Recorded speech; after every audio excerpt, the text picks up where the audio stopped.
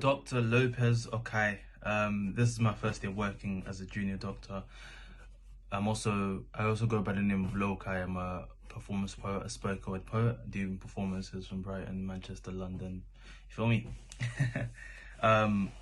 So I think poetry wise, I was doing poetry since secondary school, then spoken word since college, and then when I got to uni, I was doing performances, then uploads, explore medicine through poetry, essentially.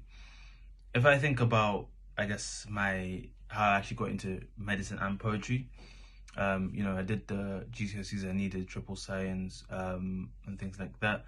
When I went to A level, I ended up doing biology, chemistry, maths, and sociology for at least a year. Obviously, I did the other sciences for 3 years. Did an extended project qualification as well. Regarding kind of, I guess, the work experience side, I shadowed a diabetes and endocrinology consultant over the span of a couple of weeks, every kind of Saturday for a couple of weeks, as well as doing like a 3-day, shadowing period. So I think for me, it was more so the quality of work experience. I guess more so the quality of what I could get out of the work experience, even though it wasn't super varied. I was shadowing a consultant, but I really kind of reflected upon what I could gain and what I could learn from this experience.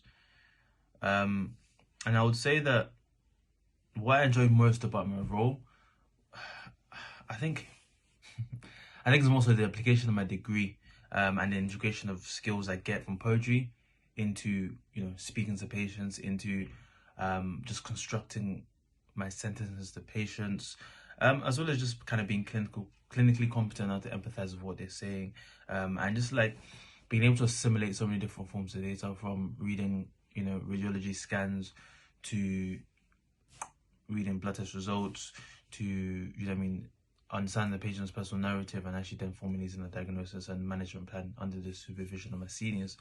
So I think it's cool, man. Like, you go in, on a week to week basis, there's different patients. So, and each person has such a unique narrative that is such an amazing kind of valuable role to be in, to be honest. I would say what I found most, or one of the things I found most kind of difficult about my role as a doctor, is this one, these like one kid, and when they said it was a steep learning curve, so much to remember, so much to assimilate, and so much to kind of, formulate on a day-to-day basis. I think not just, taking a diagnosis or, reaching a diagnosis, taking history, examining the patient, but also formulating how to get to where you need to be. So if you don't know, 100% what they have, it could be a pneumonia, but what type of pneumonia do they have? Is it a community-acquired pneumonia? Is it a hospital-acquired pneumonia? Is it a lobar pneumonia or broncho pneumonia? These kind of, distinct categories in order to ascertain what exactly is a syringe test available. So I think what I find difficult about the role is being competent and able to explore the unknown, if that makes sense. So being competent enough to know the limitations of your competencies and working from there. So if there was anything I could give, a form of advice or anything like that, I think it'll be more to persevere and realize that, things like even medicine or developing a craft as a poet, just initially having the desire to do such is the first step for me. Having the motivation and the drive to realize your ambitions is the first step. Obviously, you need to live it, you need to plan it out, you need to do what you need to do. But first, having the I want to do this is what's important. And just realize that as though by no means easy, nurturing your craft is by no means easy. But it's about that. It's about creating that seed and also disciplining your disappointment to realize that, every day won't be a good day. Every day won't be a bad day. Same way it doesn't rain every day, same way that it's not sunny every day. But it's about disciplining your disappointment and knowing that there will be greater days ahead in the horizon. And this success is not just a linear steps, but it's this accumulation of progress that you make. Boy, so if you want to shout me, but I can be reached on Lokai, so LO_KAI poet, on Instagram, on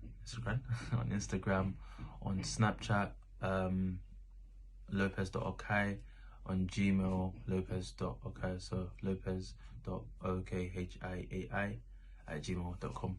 Feel me? Yeah, that's it, man. Shout me if you need me. Always here for your empowerment and upliftment.